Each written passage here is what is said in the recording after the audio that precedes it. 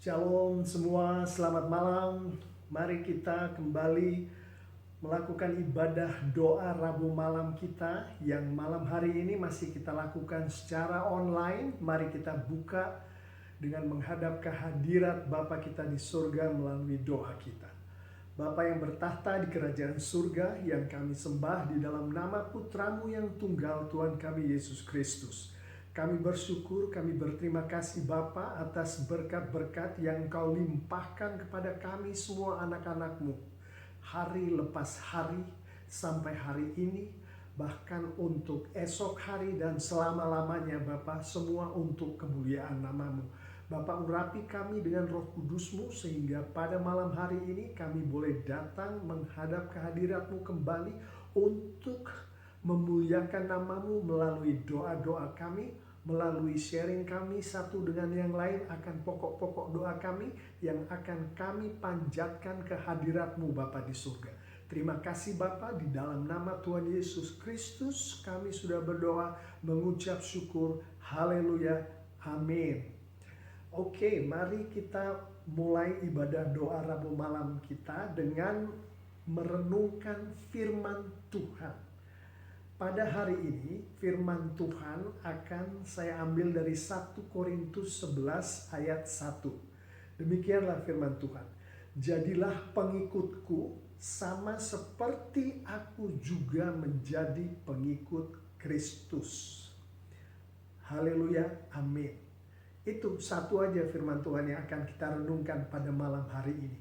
Sederhana, tapi ini adalah kunci untuk kita menjadi seorang ayah, seorang suami, seorang ibu, seorang guru, seorang pemimpin yang baik. Mari kita dalami firman Tuhan ini.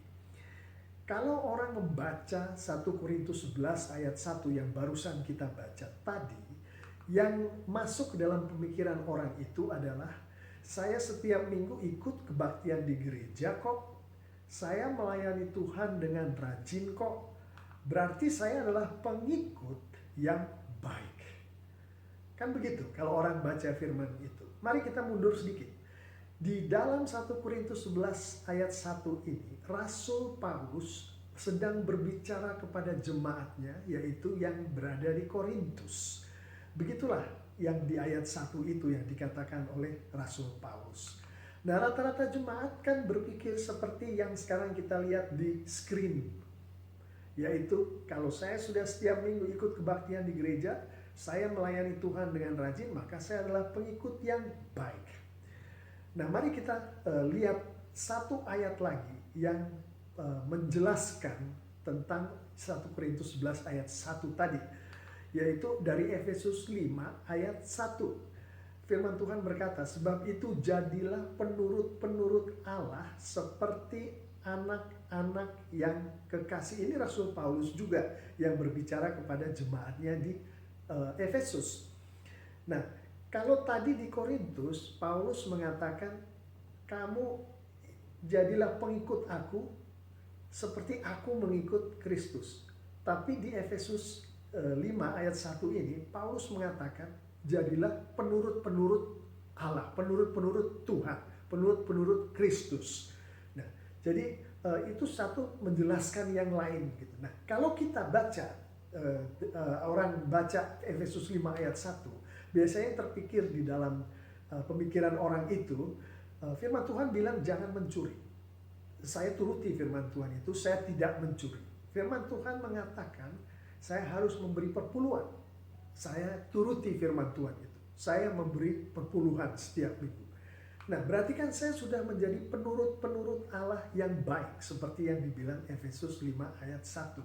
Nah, mari kita perdalam arti kata pengikut-pengikut dan penurut-penurut yang barusan kita baca tadi dari 1 Korintus 11 ayat 1 dan Efesus 5 ayat 1. Nah, untuk memperdalam ini saya akan mengambil terjemahan bahasa Inggris dari tulisan aslinya, yaitu yang di dalam bahasa Yunani.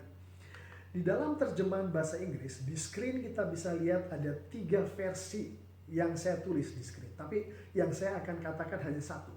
yaitu yang dari English Standard Version. Itu dikatakan be imitators of me as I am of Christ. Ini dari 1 Korintus 11 ayat 1. Jadi kata pengikut-pengikut tadi itu diterjemahkan imitators di dalam English Standard Version. Itu untuk 1 Korintus 11 ayat 1. Nah sekarang kita lihat yang Efesus 5 ayat 1. Sama ada 3 versi yang kita bisa lihat di screen. Saya akan baca yang English Standard Version, yaitu therefore be imitators of God as beloved children. Kata penurut diterjemahkan imitators. Yang mana kalau nanti kita lihat bahasa aslinya, yaitu bahasa Yunaninya, kata imitators inilah yang lebih nuansanya lebih mendekati ke bahasa aslinya, yaitu bahasa Yunani. Mari kita lihat terjemahan bahasa Yunaninya. Pengikut yang ada di 1 Korintus 11 ayat 1. Penurut yang ada di Efesus 5 ayat 1. Keduanya itu di dalam bahasa Yunaninya adalah perkataan yang sama, yaitu mimetes. Ini kata benda yang artinya adalah an imitator. Jadi pengikut mimetes, penurut mimetes di dalam bahasa Yunaninya yang artinya adalah imitator. Jadi kalau kita ngelihat pengikut, kita ngelihat penurut di dalam bahasa terjemahan bahasa Indonesianya, kita tidak mendapatkan nuansa dari bahasa aslinya, mimetes itu, seperti kalau kita membaca yang bahasa Inggris tadi, yang English Standard Version tadi, yang dibilang imitators tadi. Nah, mimetes sendiri yang adalah kata benda, kata kerjanya adalah mimeomai, to imitate. Di Indonesia kan mencontoh atau meniru. Nah, di sini kita dengan kata mencontoh atau meniru, kita lebih mendekati ke bahasa aslinya, ke bahasa Yunaninya. Nah, seperti apakah imitator yang dimaksudkan oleh Rasul Paulus di 1 Korintus 11 ayat 1 dan Efesus 5 ayat 1 itu? Banyak sekali contohnya di Alkitab, saya akan ambil satu, yaitu dari Yohanes 13:34. Di situ firman Tuhan berkata, aku memberikan perintah baru kepada kamu, yaitu supaya kamu saling mengasihi, sama seperti aku telah mengasihi kamu, demikian pula kamu harus saling mengasihi. Disinilah proses imitasi atau imitating itu terjadi, proses mimetes tadi terjadi, yaitu pada saat Tuhan mengasihi saya. Kita tahu dari ayat ini kan, bahwa sama seperti aku, ini Tuhan Yesus sendiri yang berbicara, telah mengasihi kamu, demikian pula kamu harus saling mengasihi. Tuhan mengasihi saya. Jadi kan tadi Tuhan berbicara ke muridnya kan, kalau hari ini kan kita murid Tuhan kan, jadi Tuhan berbicara ke saya, Tuhan mengasihi saya dengan cara yang sama seperti Tuhan mengasihi saya, maka saya mengasihi sesama saya. Nah, ini proses saya mengasihi sesama saya seperti Tuhan mengasihi saya. Itu proses itu kita atau saya mengimitasi Tuhan. Contoh kedua, kita tahu dari Alkitab, Yesus tidak mementingkan dirinya sendiri. Nah, kalau kita mau tahu mimete itu seperti apa? Nah, seperti itu. Dengan cara yang sama seperti Yesus tidak mementingkan dirinya sendiri, maka saya juga tidak mementingkan diri saya sendiri. Itu mimete, itu imitating. Jadi seorang imitator itu seperti itu. Satu lagi, Yesus memuridkan dengan cara yang sama seperti Yesus saya ulang. Satu lagi contoh, Yesus memuridkan dengan cara yang sama seperti Yesus memuridkan, maka saya memuridkan juga. Jadi saya mengimitasi Yesus, yaitu dengan saya memuridkan seperti Yesus memuridkan. Nah, itu 3 contoh tadi. Nah, sekarang kita kembali lagi ke 1 Korintus 11 ayat 1. Rasul Paulus berkata, be imitators of me as I am of Christ. Bahasa Indonesianya yang lebih dekat ke arah bahasa aslinya, contohlah aku sebagaimana aku mencontoh Kristus, atau tirulah aku sebagaimana aku meniru Kristus. Itu Paulus sedang berbicara ke jemaat, ke anak-anak Tuhan, yang mana mereka adalah murid-murid, pengikut-pengikut Yesus, murid-murid Paulus. Paulus sedang berbicara ke orang-orang yang dia muridkan. Hari ini firman Tuhan berbicara ke kita melalui 1 Korintus 11 ayat 1. Kita semua harus menjadi imitators dari Yesus. Sedemikian rupa sehingga kita bisa berbicara ke orang-orang yang kita muridkan, contohlah aku sebagaimana aku mencontoh Kristus. Nah, di situ kunci daripada menjadi seorang ayah, istri, ibu, guru, atau pemimpin yang baik terhadap anak, terhadap anak buah, terhadap murid, yaitu mencontoh, bisa dijadikan contoh, bisa dijadikan teladan. Itu kunci daripada menjadi seorang guru, atau kunci daripada memuridkan dengan baik sesuai dengan Alkitab. Dan mari kita perdalam sedikit lagi. Di 1 Korintus 11:1 tadi saya sudah sampaikan, contohlah aku sebagaimana aku mencontoh Kristus, yang adalah kunci pemuritan ini.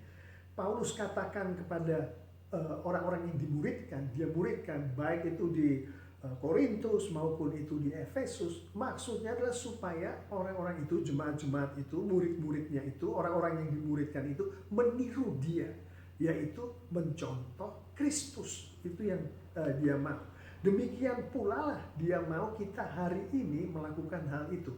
Maksudnya melakukan mencontoh Kristus. Nah, sekarang kita saya mau ngomongin ini sedikit. Ini nggak ada di Alkitab, tapi ini dari pengalaman sebagai seorang pendeta, sebagai seorang guru.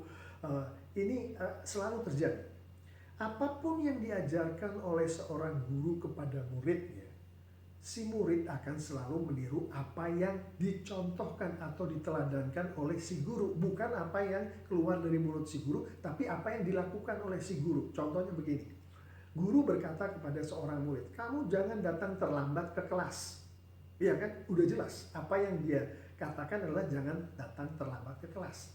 Tapi si guru ini, setiap dia mau mengajar, dia selalu datang terlambat dan selalu punya alasan untuk datang terlambat. Kira-kira si muridnya itu akan melakukan apa yang diomongin oleh si guru, yaitu jangan datang terlambat, atau apa yang dilakukan, yang dicontohkan oleh si guru selalu datang terlambat. Dari pengalaman kita tahu bahwa si murid ini akan menirukan, akan mencontoh apa yang dilakukan oleh si guru, yaitu datang terlambat ke kelas. Jadi si murid itu akan selalu datang terlambat ke kelas, karena dia menirukan atau mencontoh si guru. Nah, itulah sebabnya 1 Korintus 11 ayat 1 itu, di mana Paulus mengatakan tirulah, meniru, mencontoh, itu adalah kunci di dalam pemuritan. Kunci di dalam menjadi seorang pemimpin keluarga yang baik. Kunci di dalam menjadi seorang guru yang baik. Nah, itulah. Mari kita lihat beberapa kasus di sini. Paulus berkata, contohlah aku sebagaimana aku mencontoh Kristus kepada orang-orang yang dia muridkan di Korintus, di Efesus. Nah, sekarang apakah kita bisa mengatakan contohlah aku sebagaimana aku mencontoh Kristus kepada orang-orang yang kita muridkan? Ini bentuknya pertanyaan, tapi di dalam Alkitab mau kita bisa menjadi contoh sebagaimana kita mencontoh Kristus. Sehingga murid kita melihat Yesus. Jadi pada saat dia melihat kita mencontoh Yesus, dia mencontoh kita, dan itu lebih gampang gitu, karena dia bisa melihat langsung. Dia nggak bisa melihat Kristus, tapi dia bisa melihat kita. Dan kita melakukan apa yang dilakukan Kristus.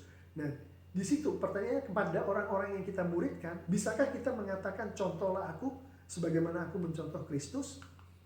Apakah kita bisa mengatakan contohlah aku sebagaimana aku mencontoh Kristus kepada istri kita, hai para suami, kepada anak kita, hai para ayah dan ibu, kepada murid kita, hai para guru sekolah minggu, kepada anak buah kita, hai pemimpin-pemimpin Kristen? Apakah kita bisa mengatakan itu?